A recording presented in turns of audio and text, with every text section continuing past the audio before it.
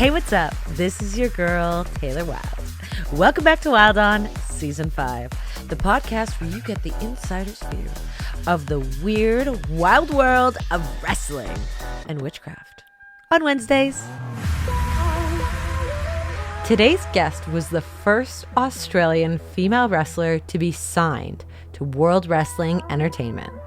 She started training at the tender age of 13. Since, she has become a social media influencer, most popular known for being a foodie, traveler, beauty, and professional wrestler. Ladies and gentlemen, my girl, Tenille Dashwood. So, one thing I want to debunk, I don't know if all wrestling fans think that, or you know, you're a stunningly beautiful woman, you're an Instagram influencer, but you got into wrestling at 13 years old. You weren't a model getting into this. How the fuck did you get into wrestling at 13? Well, far from a model, especially back then. I was like a little tomboy, just wore like tracks, like matching tracksuits all the time, and hung out with the guys. Yep. Yeah, so that was me. But I watched wrestling since I was like 8 years old, probably around then, with my big brother Jake, and just kind of fell in love with it. And back then, in Australia, there's no like amateur wrestling or Olympic wrestling, so it was, that was it, just like sports entertainment type of wrestling. And yeah, I just fell in love with it, and I thought, well, I need to find somewhere to train and learn how to do this. That's crazy. You're so young. It's unbelievable. Like when I talked to Toni Storm, she started very young too. And I don't know if it's the island over there, if you guys get into your system younger, or or maybe it's just because they're a little more lenient too, because I don't think you can train that young most places. No. And I was persistent, and I'm a bit stubborn, so I was just like, I want to wrestle. And even my mum, for I think it was about a year, she stalled and tried to get me to change my mind. And then eventually she's like, I'll just take you. Now, is your brother your biggest fan? Is he still a wrestling fan? Yeah, he literally will send me like clips of wrestling and like flashbacks and stuff every week. And he'll be like, this is cool about this move. What about this? Oh, it was cool when you did this. Like, I laugh and joke because that's like our conversation. I'm like, we don't really talk about anything else. That's amazing. I love that though. Yeah, it's good.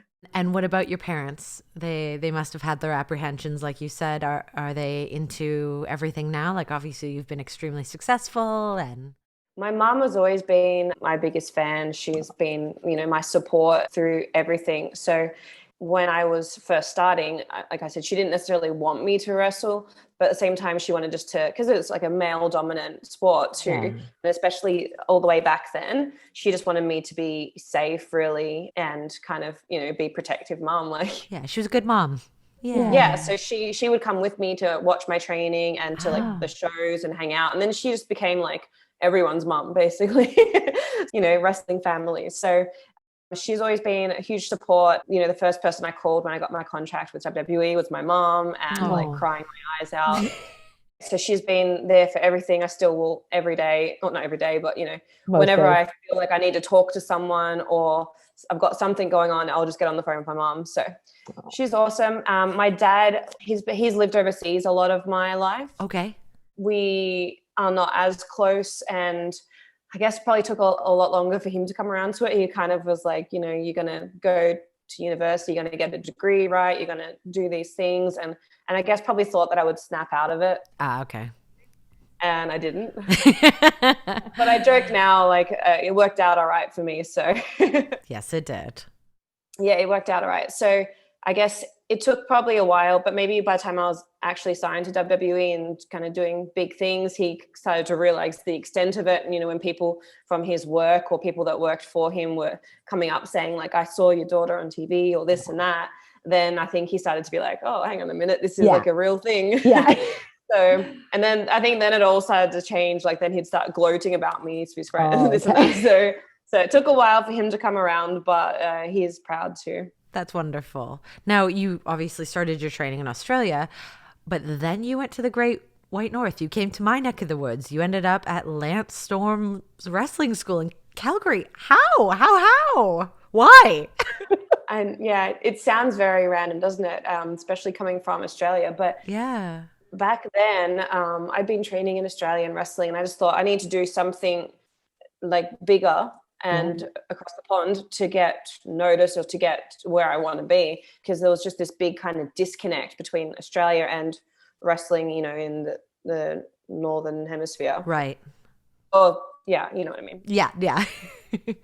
To make it to the big time, basically. So I had a friend at the time who had just come back from training with Lance Storm, and his name is Carlo Cannon, and he's out in Melbourne.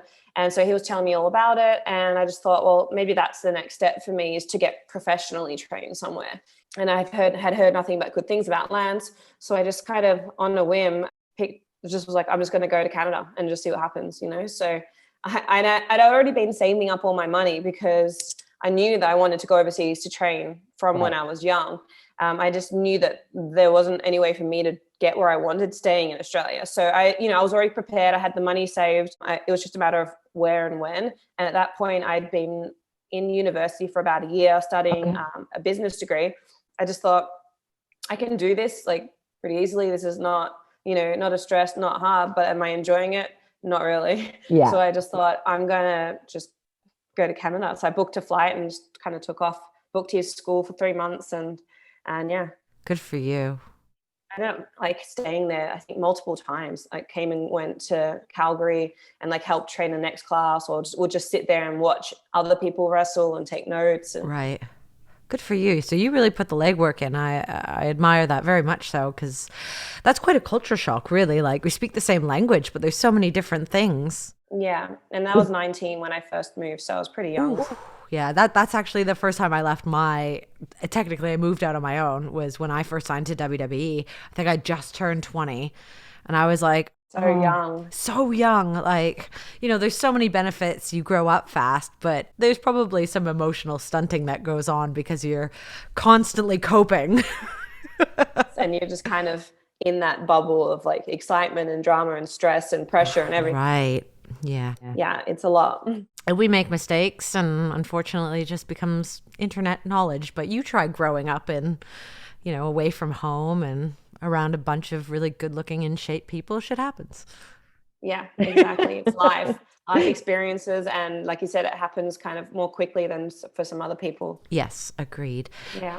Now, you started wrestling obviously so young, but prior to, was there anything else in your life that was really important, be it sports, or did you play a musical instrument, or was there anything in school that really inspired you?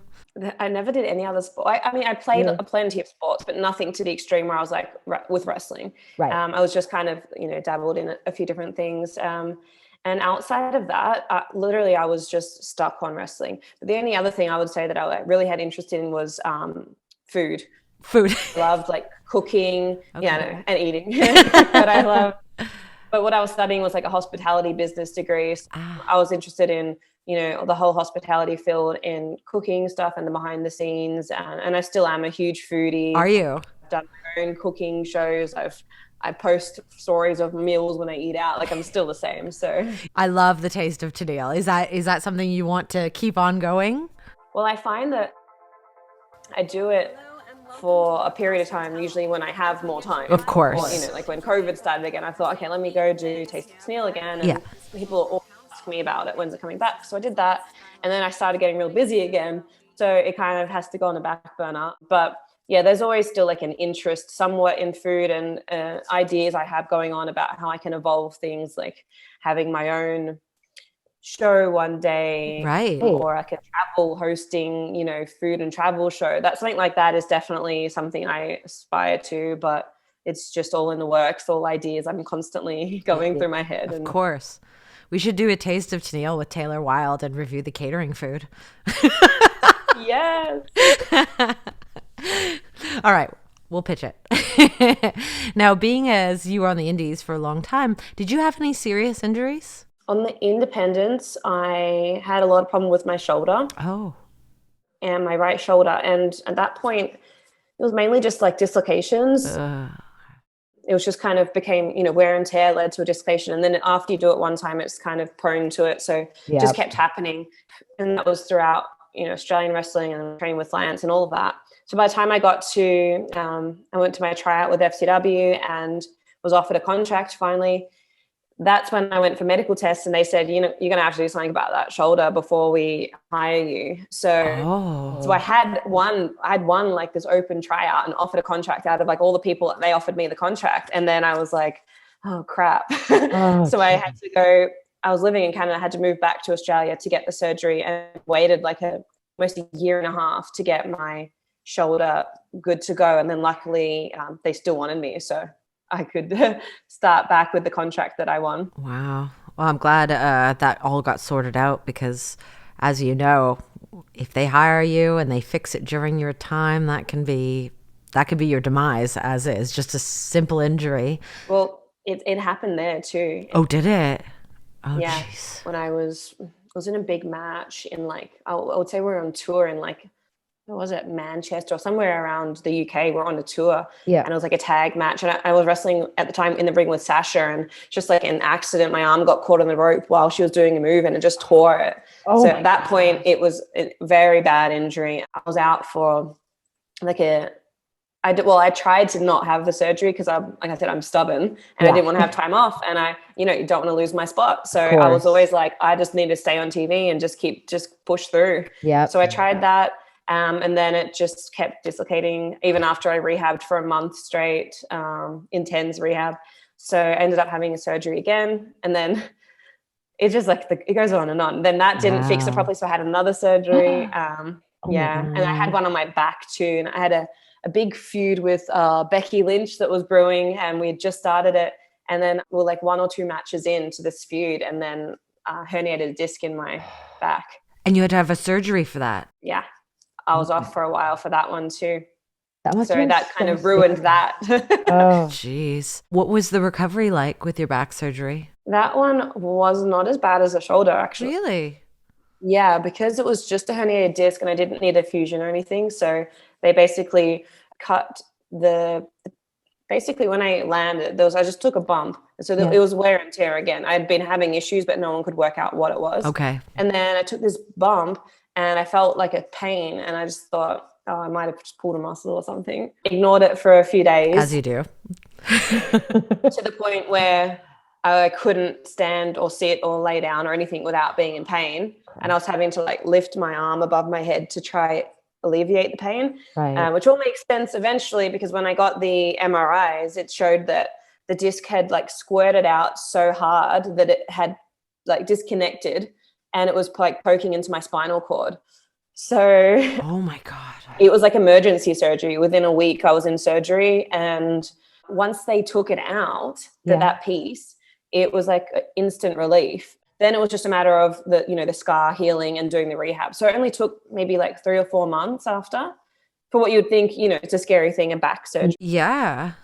But before that, like my shoulder, even with these later ones I had, it was like 9 months, 10 months before I could get it anywhere near normal. It just took so long to rehab it. Shoulders, there's so many layers. I don't know, like if people don't know, like the tendons and the ligaments, and there's so much muscle, and your body always overcompensates. And by the time something goes wrong, it's too far gone. Not to mention, like, when you first get the shoulder surgery done, you're in a sling and can't move it for about 6 weeks. Like, just can't use your arm. It's just a pain. That's happened 3 times to me now. So, was there ever a moment after a major surgery that you thought, fuck it, that's it? No. Good for you. I almost like wait for the moment where I think, am I going to stop, or am I going to go, okay, that's enough, no more wrestling? Yeah. It's a real mental game, because to actually say to yourself, I'm not going to wrestle anymore. And I talk about this sometimes, it would be such a major decision for me. Yeah. Not wrestle. Even if I like eased off it a bit or whatever it was. Right. To say I'm not doing it now, it would be like crazy. It's my whole life. Yeah, this is what you've been doing since you were 13. Like it's part of who you are. Yeah. Yeah, to not wrestle would be a huge shock to the system. Of course. Now, you were with WWE for a while, 2011 to 2017. That's a long career. Like my career lasted a whopping 12 months. The one thing I can't fathom is your name is so stunning. Tenille, how the hell did you end up with Emma? Well, Well, as you would know, especially back then, now they let people use their real names a lot. So especially back then, there was whatever copyright and all those things. So you couldn't use your real name. So when I first started, they said, give me a list of names. And I remember gave like a list, I don't know, probably like 20 names or something. Yeah. And they were like 2-part names too. Like I had a last name, but they just went ahead and went, oh, out of all of these, we'll just pick this name, but without that. So just Emma. And I was like, oh. Just Emma, eh? Well, like they came back with 2 options. It was like Emma or like Adeline was the other one. And I thought, Adeline, what is that even? I'm like, I guess it's a nice name, but like it's not like catchy. It's not easy to say. It's not like Adeline. People will forget. Or Emma is simple. Everyone will be able to say it. I can, make puns with Emma, which I did plenty of. The Emma-lution and all those things. I use that to the maximum. So of course. I just found a way to make it work. Now, in contrast, being with Impact, like yourself, I've been on both sides, and they're so drastically different, even if we're just talking about the environment backstage. What for you has been the biggest difference? What's been like the biggest positive you've taken? A lot of it would be like creative freedom. Yep. Would be a big one. And I wouldn't say like I regret anything in my career. I love everything I did at WWE, and I think right now this is where I'm meant to be right now in my career with Impact. So, everything has made me more appreciative of where I am. Yeah. And that's like, comes with the pressure of WWE. Sometimes you're not on TV and you're constantly pitching and trying, and sometimes you don't get heard, Right. Or you don't get the opportunities that you have worked for, and some people get the opportunities that you might have wanted or pitched or whatever it is. So I feel like it's very rewarding and Impact coming from that experience to be heard, for one. Agreed. Have input into creative, storylines and what you're doing as far as your own character, because I've always been told this in all my training is like, your own character better than anyone else does. Yes.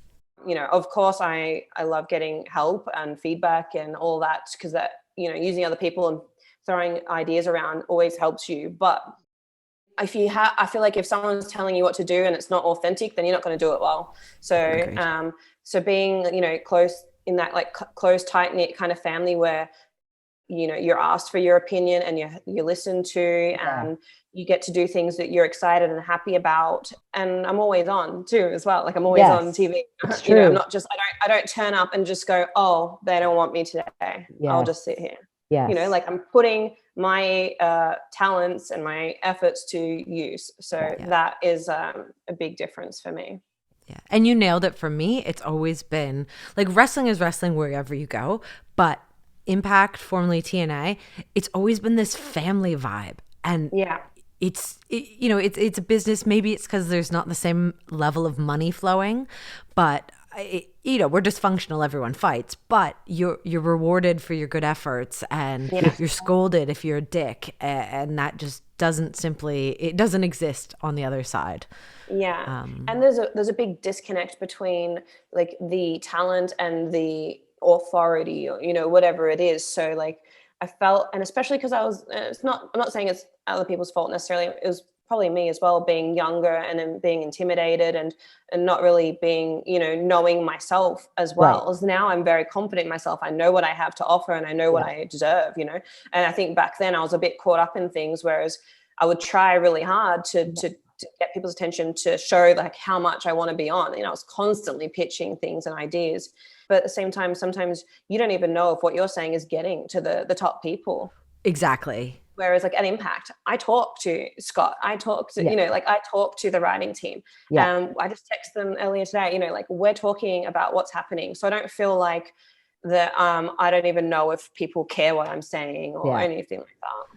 It's a great feeling, like you're in control of your creative integrity, and like of course it's not going to be everything, but it makes a better show because you're excited to do what you're writing.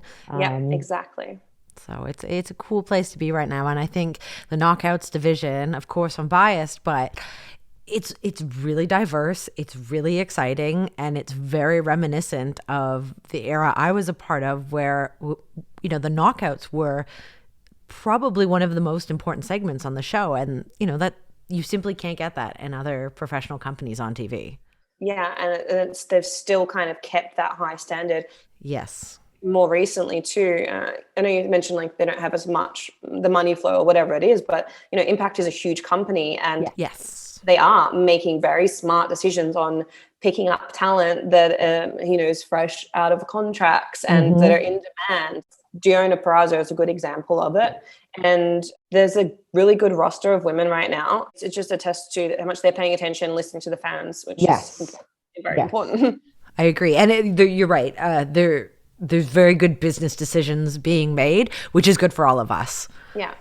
And it's fun to get in the ring with you and kick your ass. Yeah, bring it, girl. Bring it. I can't wait. I'm so excited. I never really pictured that would even be possible. So this is awesome. I know. I'm very excited. I've got so many ideas, and obviously you do too. So yeah.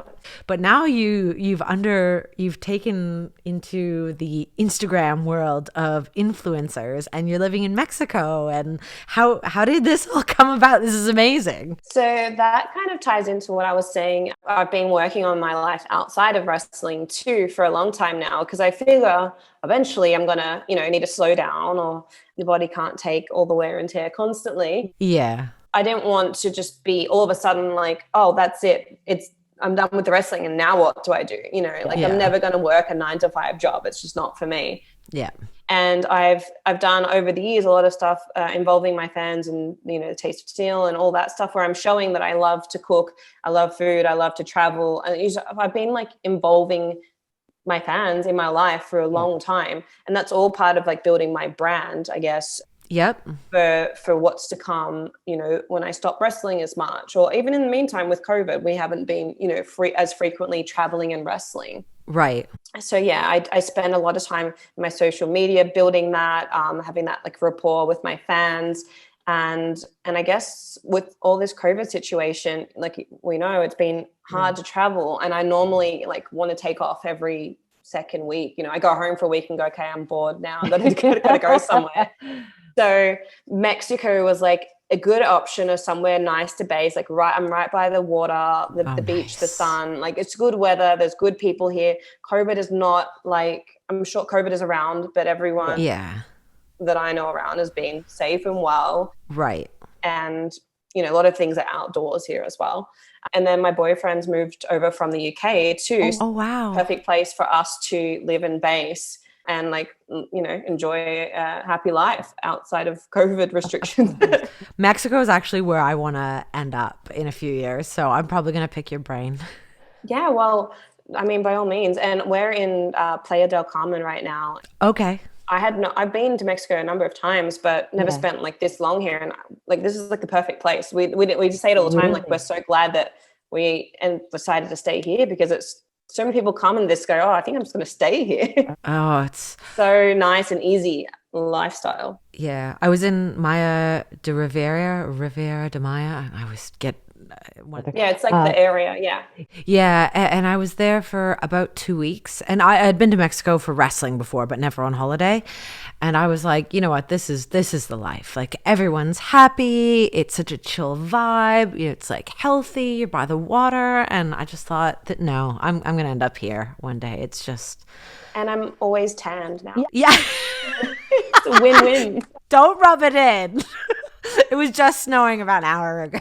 Oh my gosh. Yeah. I can't deal with snow or cold weather for, I don't know, too long. Yeah. For a trip or something, then I'll do it, but not for like, life. I can't not for 6 to 8 months out of the year. Well, I'm so happy that we had a chance to speak today, and I like to end all my episodes exactly the same. I do kind of a speed round. It's 10 tailor-made questions, but don't rush through any of the questions. It's just you go as fast or as slow as you want. So name one beauty product you can't live without.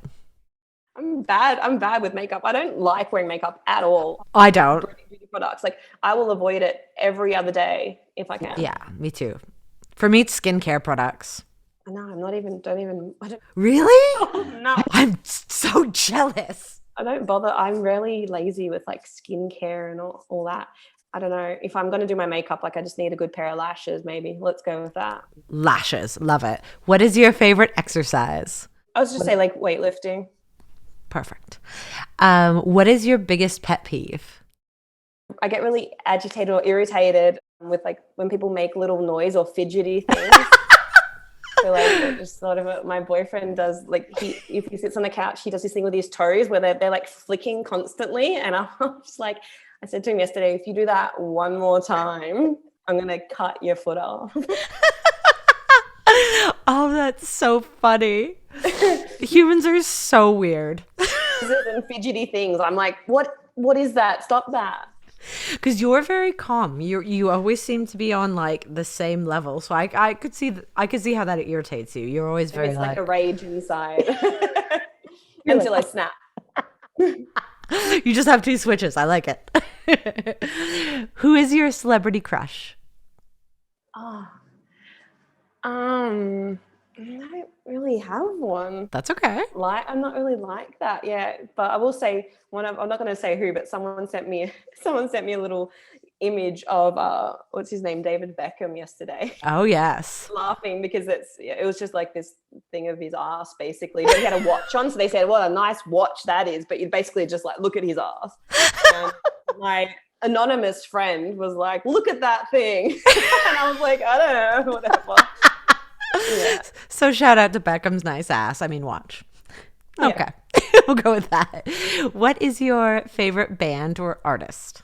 I like a lot of like house music and like even just like pop music is on the radio and the charts. But I would say like Chainsmokers is like a big kind of go-to for me. I've seen them live a number of times and they're like one of the best people I've seen live. So do you like electronic music festivals and stuff? Not like huge, like, you know, trance and like deep, you know, but like deep house and like drum and bass and like just kind of chill, like dance music. Yeah. Cool. I wouldn't have pegged you for that, but from these dance moves. Yeah.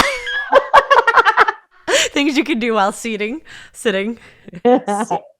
Do you have a secret vice, like drinking a glass of wine in the shower? Honestly, I've never done that. No, you should. I do enjoy like a margarita every now and then. Oh, okay. Margarita's good. It's okay. Yeah, fresh, not syrup. No, the real thing. What wrestler has the best entrance music? I mean, there are a number of people at Impact, like Rosemary's entrance is like... Yes. What is your drink of choice? Doesn't have to be alcoholic. Well, the boring answer to that is water. I drink water just like all the time. I don't, unless I'm out and going for a drink or a meal, we'll just 24/7 drink water. I've my... Me too, as I... Cheers. Like the one thing I always have with me is like my water. Yeah. Well, you know, as stupid as it sounds, I feel like with aging, that is like the best, not anti-aging, but if you're not hydrated, you start looking like a dried out apple. Yeah, you feel like crap too. Yeah. What has been your most embarrassing moment in the ring? Like botch or wardrobe malfunction? I was just talking about this the other day too. I don't know. It's funny. I don't know why you're asking me all these things I've just spoke about. I'm in your mind. Yeah, because, well, I was actually talking about how embarrassing it would be if you had to, like, if you, like, shit yourself in the room. I haven't done that. Let me just specify. Damn it. But I was saying that would be so embarrassing because we watched something and I think someone, I don't know, I'd heard a story of one of the boys doing it or something. Yeah. And also someone had so then I was talking about this wardrobe malfunction somebody else has had. I haven't had anything like that. Okay. Definitely like done an embarrassing like trip or fall off an apron or something like that, but fingers crossed, touch wood, wherever it is, that I don't have any of those really bad moments. What was the embarrassing wardrobe malfunction that the anonymous person had? It was at WrestleMania. Yeah, that's why we're talking about it, because it was kind of recent. And it was like that big women's match we had, and I was doing it was like 2014 or something. I was doing like this. I went to do my tarantula on the ropes, and their top had like broken. So basically, they were going like this, and I kept thinking like, "Stop doing that! I need to do my tarantula. I need to get my shit in." So they were like trying to hold it, and then eventually, I managed to get their arms hooked, and I think my legs held their top on. And then afterwards, they like, you know, bailed to the outside and they were like, somebody help me. You know, no. fully broken and off basically. So funny. I don't know. Somehow it didn't end up too bad, as bad as it could have been. Let me get my shit in. Stop being selfish. Yeah, this is WrestleMania, dude. I got like spot. Like, this is it. in saying that, I had no idea her top was broken. I was like thinking, what's she doing? Like, we just got to get to the spot. Oh, that's funny. Those are those moments that you look back at. You're like, how did that even happen? Oh, we were all laughing. She was like, I couldn't do it because my top was going on. I was like, oh, it's so difficult. Like, what's your problem? Learn how to work. Jesus. Last one. Finish this lyric. Work, work, work, work, work, work. I can't even remember. Isn't that all just work, work, work, work, work? That's it. All you had to add on was work, work, work. Okay. It was like a trick question. I felt like pressured them. Was there more work?